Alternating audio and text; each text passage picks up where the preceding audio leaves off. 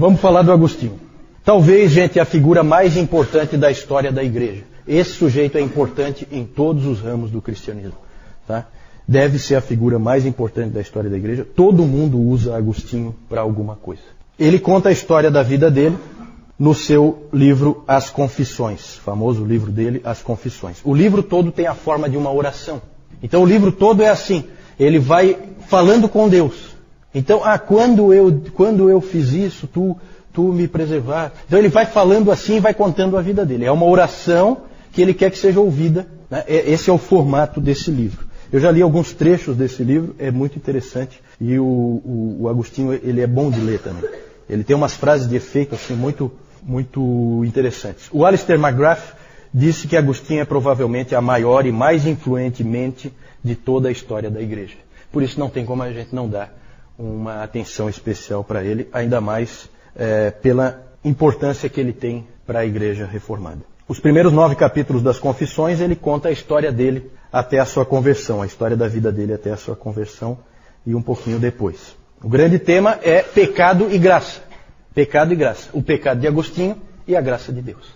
Agostinho nasceu em Tegaste, atual Argélia, no norte da África, no ano 354. Seu pai o nome do pai dele era Patrício e o nome da mãe Mônica. Né? Quando a gente fala aqui do nosso bairro Santa Mônica, é a mãe do Agostinho, tá? Para quem não sabia. Essa Mônica é realmente uma mulher admirável. Ela entra naquela categoria lá que o Libânios falou, né? Que mulheres esses cristãos têm? Muito mais certo seria dizer que cristãs essas mulheres são, né? Eu acho que é mais correto. E ela é um exemplo de uma grande mulher de Deus. Era uma mulher de oração. O Agostinho, ele fala nas Confissões. Lembre-se sempre que nas Confissões ele fala sempre como se ele estivesse falando com Deus. Então ele diz assim: minha mãe, tua fiel serva, chorou mais por mim diante de ti do que as mães choram quando lamentam a morte de seus filhos. E na verdade, num sentido, Agostinho estava morto mesmo. Porque ele não seguiu a fé da mãe dele. Ele rejeitou a fé dela e viveu uma vida completamente mundana desde a sua adolescência e em diante. Por meio das orações de Mônica, Deus ouviu as orações de Mônica e ele foi alcançado. E a Mônica só morreu 1 ano depois da conversão do filho. Mônica também é um exemplo de testemunho dentro da família, porque o pai dele não era cristão, Patrício não era cristão, e a sogra, sempre tem que ter uma sogra, né? A sogra também morava ali com eles, e também não era cristã, e os dois muitas vezes tornavam a vida da Mônica difícil, ela como cristã, especialmente a sogra. Né? Mas vejam só o que o Agostinho diz dela. As virtudes com que a adornaste e pelas quais ele, o Patrício, a respeitou, amou e admirou, eram como muitas vozes constantemente falando a ele de ti. Certo? Ela é um exemplo de testemunho dentro da família, um exemplo dentro daquele de 1 Pedro. Né? Você ganha sem palavra pelo teu exemplo, pela tua vida, você ganha o teu marido, e ela ganhou o marido e ganhou a sogra. Tá certo? O Agostinho fala também que a atenção que dispensou e a sua constante paciência e gentileza também acabaram alcançando aquela velha senhora, que era a sogra da Mônica, certo? Vó do Agostinho. Agostinho a chama de uma serva dos servos de Deus. Depois, mais tarde, esse título foi dado para o Papa, né? Aí eu acho que fica bem melhor na Mônica. Eu acho que para o Papa fica muito ruim esse título aí. Não ficou legal, não. Vamos falar da vida dele de pecado. Ele fala nas Confissões de que ele pecou desde o dia que nasceu. Ele fala isso. Ele insiste nisso. Tem até um episódio interessante da infância dele, que ele gasta bastante tempo, que é um episódio em que ele, junto com outros meninos, resolveram roubar umas peras na casa do vizinho. E ele conta essa história das peras, de que ele não tinha a menor fome. Ele não tinha nenhuma razão para ir lá roubar aquelas peras. Ele foi roubar as peras pelo prazer de roubar as peras. Por isso ele foi. E isso é pecado. É o pecado na infância dele. Né? Ele tinha prazer no pecado. E assim foi, ele na verdade, ele saiu da cidade onde ele morava e foi para a grande cidade de Cartago. no norte da África, e lá ele viveu então uma vida de imoralidade. Ele depois, mais tarde, teve uma concubina. Com essa concubina ele teve um filho, Adeodato.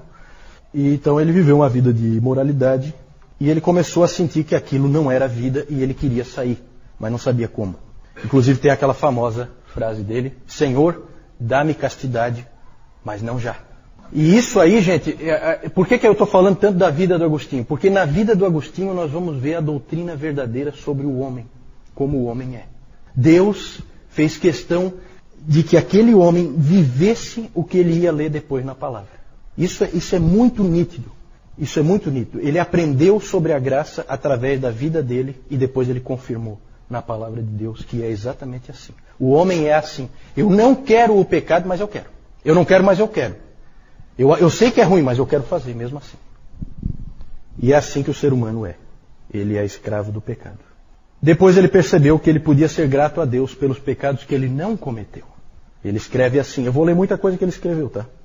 Eu atribuo, sempre das confissões, então sempre ele falando com Deus. Eu atribuo à tua graça quaisquer atos maus que eu não pratiquei. Então ele via também que, ao mesmo tempo que ele fez muitas coisas ruins, Deus impediu que ele fizesse coisas piores, né? E para quem não nasceu na igreja, quem viveu uma vida de pecado antes de vir para a igreja, sabe o que isso significa, né? Como realmente Deus preserva os seus eleitos. E ele diz assim: Deus colocou um gosto ruim em todos os meus prazeres pecaminosos, né? Isso Deus faz também. Ele faz com que você não consiga aquele prazer que você achava que ia ter. Porque você é um eleito e Deus vai te alcançar. Foi assim que ele fez com Agostinho. Ele diz que não estava buscando prazer em Deus, mas estava buscando prazer em si mesmo e nas outras pessoas. Interessante como ele coloca isso. Já começa a ficar claro no pensamento de Agostinho que o prazer é buscado em Deus. Aquilo que o John Piper bate tanto na tecla hoje, e que o Jonathan Edwards bateu, eles foram buscar lá em Agostinho. Tá certo? Ele foi se afundando daí em miséria, confusão e erro. Começou a ter uma esperança de que houvesse um caminho. Só que ele não foi imediatamente para a Bíblia, não. Ele começa a sua busca. Ele achava a Bíblia muito crua, sem refinamento. Aquilo incomodava ele. Então ele não foi para a Bíblia. Foi teimoso. E ele fala então da sua mente errante, de como a mente dele funcionava a mil, né, como a gente diz. E ele começou então a seguir tudo que ele podia.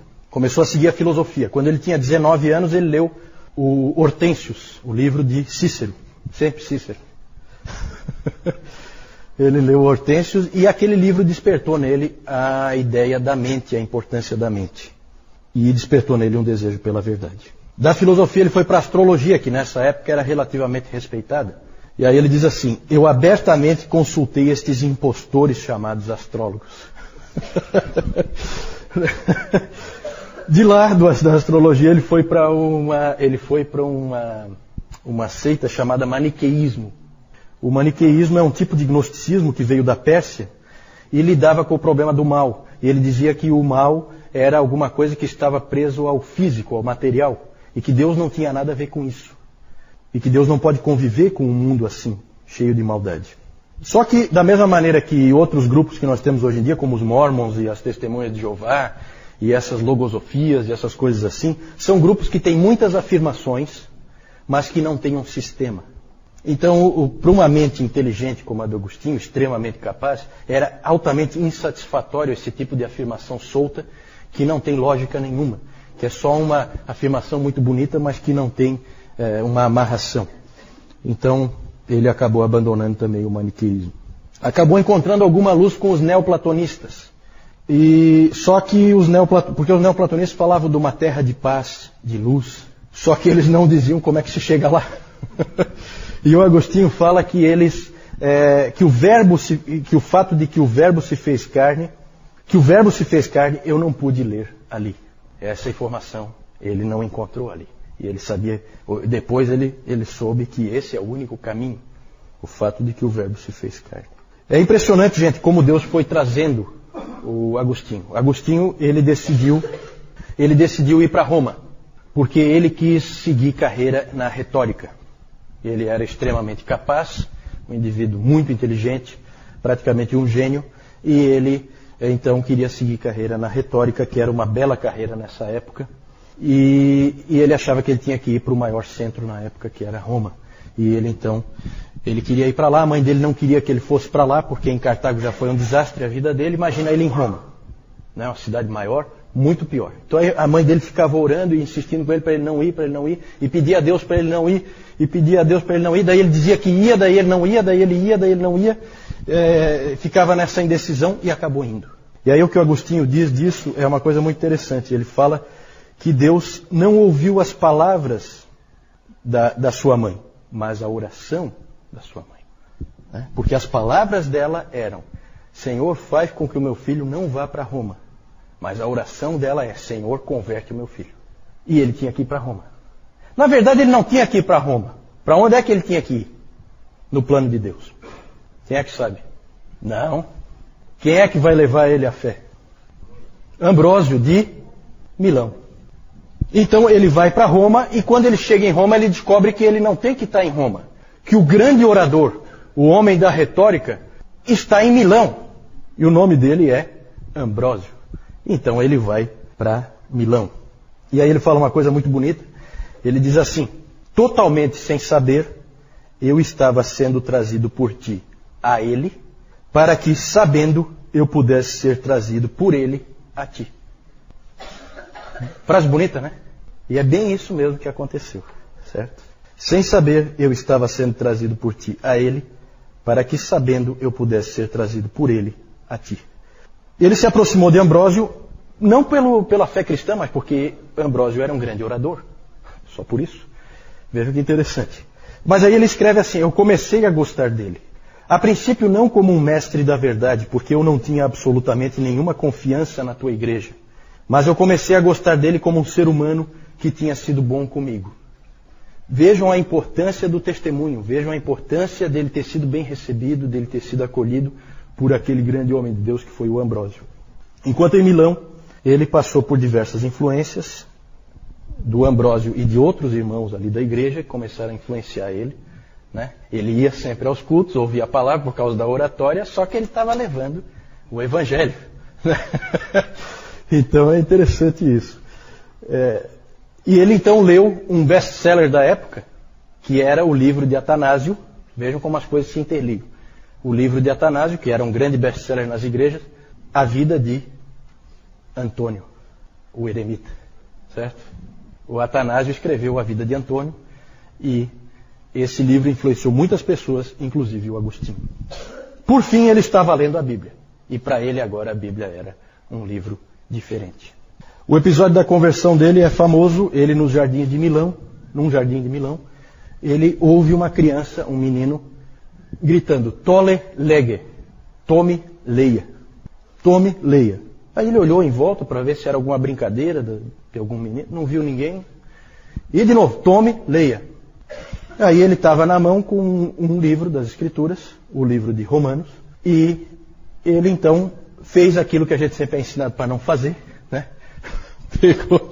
Pegou o livro e abriu num lugar qualquer, né? E ele então abriu em Romanos 13, no versículo 13. Alguém abre aí para mim, por favor? Romanos 13, versículo 13. Isso. Eu vou ter que repetir por causa do microfone, né? Andemos dignamente como em pleno dia, não em orgias e bebedices, não em impudicícias e dissoluções, não em contendas e ciúmes, mas revesti-vos do Senhor Jesus Cristo, e nada disponhais para a carne no tocante às suas concupiscências. Esse é o 14, certo? Então exatamente aquilo veio como uma facada nele, porque era exatamente o tipo de vida que ele vinha vivendo. Ali ele cedeu, ali ele entregou a vida dele para Cristo. Aos 32 anos, ele era, então, uma nova criatura. E ele foi, então, batizado por Ambrósio no ano 387. Certo? Ambrósio batizou ele. A mãe dele estava lá. O filho dele estava lá. Né? Um momento bastante interessante, bastante comovente. Ele voltou para Roma e depois voltou para a África, de onde ele tinha vindo. Foi ordenado em 391 e tornou-se bispo em 395. Quando Agostinho foi ordenado, ele chorou. Não de alegria, mas porque ele sentia que estava entrando em algo extremamente difícil. Num aniversário de ordenação, ele disse: pregar, repreender, corrigir, edificar Cuidar de almas individuais é um grande fardo, grande trabalho, grande luta. Quem não evitaria esse trabalho? Mas o Evangelho me constrange. Aí o coração de um pastor, né? A ordenação, gente, foi muito boa para o Agostinho, porque deu foco para a vida dele. Ele agora tinha uma missão e ele a desempenhou com absoluta fidelidade. Todos os livros dele, os grandes escritos dele, vieram depois já dele ser bispo. Ele passou a se dedicar à obra de Deus de uma maneira impressionante. É muito comum pessoas muito inteligentes e muito capazes como Agostinho. Esse tipo de pessoa é uma pessoa que às vezes ela não se acha na vida, né? Ela erra muito o caminho porque ela é capaz de fazer bem qualquer coisa que ela fizer. Ela vai ter sucesso em qualquer coisa que ela faça. Então ela não sabe o que fazer. E para o Agostinho então foi muito bom que ele foi ordenado, aquilo botou um peso de responsabilidade nele e ele então colocou todas as energias dele naquilo. Ele passou o resto da sua vida como bispo em Hipona, que era uma cidade relativamente sem expressão, não é uma cidade importante, mas ele é importante, né? Então ele ficou nessa cidade de Hipona por 35 anos. Ele foi bispo ali e ensinou aquele povo ali. Dizem que os seus sermões nunca eram simplificados para facilitar para o povo. Ele pegava e pregava o que ele entendia realmente da verdade de Deus.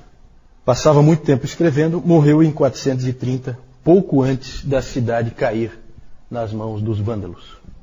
Século V, gente, já ponham isso na cabeça, século V, o Império Romano do Ocidente vai para o espaço.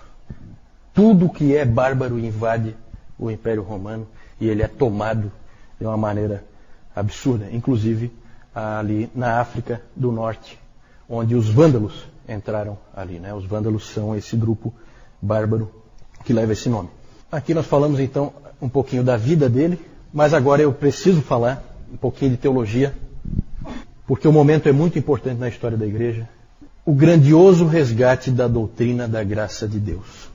Deus escolheu esse homem aí para fazer isso. Nós nunca vamos entender por que Deus escondeu a doutrina da graça de Deus completamente da vista da igreja durante 300 anos. Isso é inexplicável. Não sabemos por quê. Mas esse foi o homem escolhido para trazer ela de volta. Temos aí algumas frases. F.F. Bruce diz o seguinte: a doutrina bíblica da graça parece ter sido enterrada na era pós-apostólica para reaparecer somente com Agostinho. E o B.B. Warfield diz: não há maior abismo na história do pensamento humano do que ocorreu entre a era apostólica e as eras seguintes. Não dá para entender o que aconteceu. Por que de repente todo aquele evangelho de Paulo, tudo aquilo que ele explicou ali em Romanos com tanta clareza, desapareceu. E ninguém mais falava com clareza da graça de Deus. Vejam bem, gente, não é que as pessoas não criam na graça. Não é isso. A situação aqui lembra um pouco a questão da doutrina da Trindade e da divindade de Cristo. As pessoas creem na graça de Deus, só que não está claro como que isso funciona. Falta sistematização, falta deixar isso claro. E aí todo tipo de barbaridade começa a acontecer. Começam a haver ensinos errados. A ênfase em boas obras trouxe um desequilíbrio muito grande para a igreja naquele período, naqueles 300 anos. Né? É claro que será que é possível exagerar a importância das boas obras? É claro que não, boas obras são importantes. Só que tem que haver equilíbrio com a graça. E esse equilíbrio se perdeu. Um exemplo, Crisóstomo. Falamos há pouco do Crisóstomo. Olha o que ele disse num determinado ponto. Tudo depende de Deus, mas não de forma que o nosso livre-arbítrio fique prejudicado. Deus não antecipa a nossa escolha para que o nosso livre-arbítrio não seja violentado. Mas quando escolhemos, grande é a assistência que Ele nos traz. Então é sempre assim, é a visão arminiana, pelagiana, de que Deus é um auxiliar. Você se salva e Deus te ajuda. Certo? Essa visão é desastrosa, completamente antibíblica, mas por causa do desequilíbrio que ocorreu, ela acabou sendo bastante comum naqueles 300 anos. Certo? E é claro que a gente não é tolo de achar que durante 300 anos Deus não salvou ninguém. Então, sempre a gente tem que tomar cuidado com esse tipo de coisa. Ah, esse está salvo, esse não está. Ah, esse aqui não está salvo porque é arminiano. Ah, esse aqui... Gente, 300 anos. Você vai dizer que um Crisóstomo não foi salvo? Para, né? Sabe? Vamos tomar cuidado. Vamos tomar cuidado. Né? E esses indivíduos, eles precisam de graça por duvidar da graça. Né? É mais ou menos assim, tá bom? Agostinho trouxe muito da sua compreensão do Ambrósio. O Ambrósio já tinha trazido a ideia da graça, tinha começado. Inclusive, Agostinho dá crédito para o Ambrósio. Ele aprendeu muito com o Ambrósio. E a experiência do Agostinho, que nós vimos rapidamente ali, ajudou ele a enxergar a doutrina. O que ele viveu na carne ajudou ele a entender a doutrina bíblica. Certo? Ele acabou, a caminhada do Agostinho até Deus foi cansativa, foi laboriosa, não foi fácil ele chegar até Deus, e ele percebeu que quem busca na verdade é Deus. Deus é que nos busca. Ele entendeu que foi Deus que buscou ele no norte da África, trouxe ele para Cartago, de Cartago para Roma, de Roma para Milão. Para encontrar com um indivíduo que Deus já tinha preparado antes, que era governador da Itália, certo? E antes Deus tinha feito um outro indivíduo lá no Oriente, escreveu um livro sobre a vida de um outro indivíduo, que era um maluco que tinha ido para o deserto, né? E tudo isso Deus junta e traz um homem aos seus pés. E assim é o nosso Deus. É assim que Ele trabalha. Ele não trabalha como nós queremos, Ele trabalha como Ele quer. Certo? Ele nunca pôde ver, o Agostinho, a sua vida como uma vida boa que vai melhorando mais e mais. Certo? Que era um pensamento muito comum de um monge, por exemplo, de achar que não. É o pensamento católico romano, né? Do católico praticante, como se diz, né? Então eu vou melhorando sempre mais, né? Eu vou me tornando uma pessoa mais decente e com isso eu vou me salvando pelas minhas boas obras. Para o Agostinho isso aí estava fora. Ele sabia muito bem quem ele era, né? Com muita clareza. E ele não era de ficar se enganando de que ele é uma outra coisa. E o mesmo sentimento que ele tinha, ele podia ver na Bíblia. Ele percebeu que ele nada podia fazer com o seu pecado. Percebeu que tinha sido capturado pelo pecado e não tinha como se libertar. Primeiro ele não queria e depois ele não conseguia mais. Assim é todo vício, né? Na verdade o vício é um pecado, o pecado é um vício. Certo? Você fica escravo daquilo, você não consegue mais sair. Certo? Inclusive nós cristãos, por que nós temos que vigiar? Pensem nisso sempre, né? Se eu começo a cometer um pecado regularmente, se por exemplo eu começo a contar mentiras, eu me torno um mentiroso. Depois eu não consigo mais não mentir. Certo? Por isso que o cristão nunca pode brincar com coisas perigosas. E isso Paulo alertou um monte de vezes. Né? Todas as coisas me são lícitas, mas eu não me deixarei dominar por nenhuma delas. Certo? E é fácil ser dominado. Né? A fofoca, né? Vamos pegar uns exemplos assim, fora do mais tradicional. Se eu começo a fofocar, eu viro um fofoqueiro. Eu não consigo mais deixar de falar da vida alheia. Eu não consigo. É inevitável em mim. Porque eu fiquei escravo daquele pecado. Certo? Por isso que eu sempre fico com um pezinho atrás quando os médicos dizem que as coisas são doença, que são... Eu fico mais com a palavra. Eu acho que nós estamos com uma doença sim e o nome dela é pecado. A cura definitiva só no céu.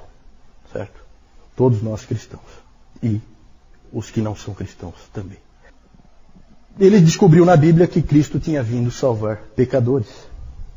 E que Ele nos salva pela fé. E que a própria fé é um dom de Deus. Foi Deus que deu a fé. Aí, é diferente daquela história ali do Crisóstomo, né? Aqui eu tenho que dar o primeiro passo e Deus vai me ajudar. Não. A fé é um dom de Deus. Ele viu isso na Bíblia. Aí ele descobriu na Bíblia que se Deus nos dá o dom da fé, é porque Ele nos escolheu. E Ele já tinha planejado nos dar o dom da fé antes que nós nascêssemos. Né? Então o Agostinho evidentemente pegou toda a doutrina bíblica conforme nós cremos hoje. Além do mais, gente, o que o empurrou a sistematizar ainda mais claramente toda essa doutrina da graça de Deus foi a controvérsia pelagiana. Pelágio é um sujeito que nós não sabemos se era um monge ou se era um leigo, provavelmente um monge, que veio das Ilhas Britânicas. Não sabemos se da Irlanda ou da Inglaterra. Ele veio para Roma e em Roma ele começou a trabalhar com os pobres. Ele queria ensinar aquelas pessoas mais simples, mais pobres, a serem bons cristãos. E ele ficou chocado com o que viu em termos de pecado que havia no meio das pessoas. Aquilo deixou ele bastante chocado. E ele também ficou profundamente chocado com uma coisa que ele leu lá em Roma, que foi as Confissões de Agostinho. Ele detestou aquele livro na hora em que ele leu. Quando ele leu o seguinte: dá-me a graça para que eu faça o que me mandas, e então manda-me fazer o que quiseres, ou com a forma simplificada que a gente sempre usa, né, dessa frase famosa do Agostinho, né, dá-me o poder para fazer o que tu pedes e pede o que quiseres. Né? Ele falando com Deus. O Pelágio achava que se as pessoas começassem a ouvir esse tipo de coisa, elas então se tornariam totalmente passivas e não buscariam mais a retidão, não buscariam mais o caminho certo, ficariam totalmente descuidadas na vida. Né? Nada mudou, né, gente? Continua essa acusação aí, totalmente falsa. O ensino do Pelágio era o seguinte, resumindo, né? Todas as pessoas nascem neutras, nem boas nem más. No pelagianismo não existe pecado original. Ninguém nasce pecador. As pessoas escolhem fazer o mal porque há muito exemplo de maldade em volta delas. Típico de religião natural, né? Ah, não, aquele indivíduo é bandido porque ele tem muito exemplo negativo na vida dele e tal. Ele dizia que há a possibilidade para cada um de nós de fazer tanto o bem como o mal. O livre-arbítrio que ele dizia. Às vezes ele chama o livre-arbítrio de a graça do livre-arbítrio. Porque começaram a acusar o Pelágio de não falar muito da graça. Pô, mas você não fala nada da graça. Daí ele assim, não, a graça do livre-arbítrio. Eu não consigo ver graça nenhuma aí, porque é o tal do livre-arbítrio, vocês podem ler o livro do Newton, é a graça do livre-arbítrio que leva as pessoas para o inferno. Né? Que graça que é essa? Maravilhosa. Para mim não serve. Ele dizia que você sempre pode escolher o caminho do bem e até mesmo pode atingir a perfeição. Por que não? É possível atingir a perfeição porque você nunca precisa fazer o mal. O F.F. Bruce disse que o Pelágio é o pai espiritual de todos aqueles que professam o credo popular inglês da justificação pela decência. Todos os discursos que incitam o homem à bondade, não, você tem que ser bom, você tem que fazer o certo aqui e tal, são discursos pelagianos. Né? Na verdade, eles apelam para o homem fazer o que ele é incapaz de fazer e que ele não quer fazer. Um discurso desse tipo, pelagiano, um agostiniano logo levantaria, mas eu não consigo. Ele logo diria isso. O Agostinho respondeu ao Pelágio, deixando claro que nós somos incapazes de fazer o bem e não temos nenhuma vontade de fazer o bem. A nossa vontade está corrompida. Nós temos o pecado original, que veio em Adão, ele pegou de Romanos, todo aquele ensino. A graça de Deus não está lá para nos ajudar, como se pensava. A graça de Deus está lá para nos salvar. Pelágio então respondeu que o cristão então podia fazer qualquer coisa que ele quisesse.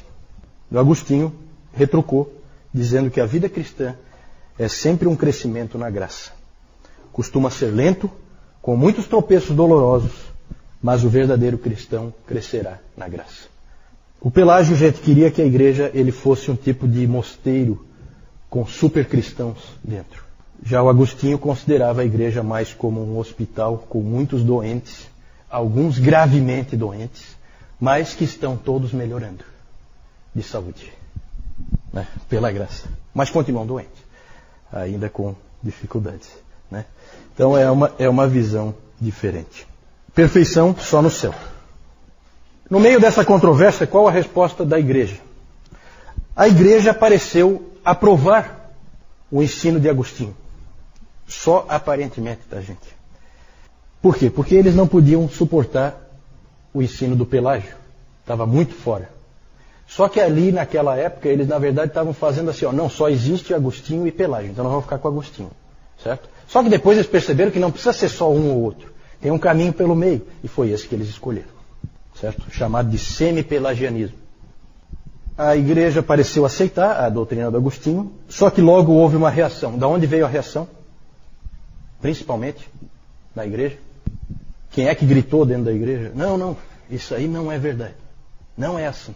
Quem? Os monges nos mosteiros. Lembram que eu falei disso? Porque se o Agostinho tiver certo, e nós somos salvos pela graça, o que nós estamos fazendo aqui? A gente aqui cultiva boas obras para ver se a gente consegue, né, dar uma melhorada e garantir a nossa salvação. Gente, o sínodo de Cartago e o concílio de Éfeso aprovaram o ensino de Agostinho, mas depois em Orange, na França, deixaram uma porta aberta. Eles colocaram assim, ó, não, vamos, Deus nos salva, mas não sem a nossa ajuda. Isso é semi-pelagianismo, tá? Isso é semi-pelagianismo e acabou se tornando a teologia oficial. O Dr. Calhoun chama esse tipo de teologia percentual. Certo? A salvação é assim, uma porcentagem para cada um. Deus entra com uma porcentagem, você entra com a outra porcentagem. Pode ser 99% Deus, 1% você. Mas ainda assim é um modelo sinergista e, portanto, semi-pelagiano. A reforma, eu não preciso nem dizer, fez um uso brutal de Agostinho. Calvino chegou a dizer que Agostinho é totalmente nosso. Ele usou essa expressão na briga, o que não é verdade, precisamente porque o Agostinho ele é excelente na doutrina da graça. Mas em outras coisas ele deu umas escorregadas boas e a Igreja Católica usa muito do ensino dele sobre a Igreja, que não é tão auspicioso assim, tanto que o Dr. Warfield, B.B. Warfield, disse o seguinte, que a reforma é, na verdade, Agostinho contra Agostinho. O Agostinho católico contra o Agostinho protestante. Interessante isso. Eu queria falar alguma coisa também sobre o livro do Agostinho, A Cidade de Deus, que é uma grande obra dele, mas nós não temos tempo para isso. Nós vamos seguir em frente para encerrar com esse último item. Só aí algumas ilustrações aí do Agostinho e Mônica. Aqui o Agostinho, que ele teve um enfrentamento forte com os donatistas, porque foi bem lá no norte da África esse problema com os donatistas. E ali ele defendeu muito a doutrina da igreja, e ali que ele deu assim umas escorregadas para algumas coisas que nós não acreditamos.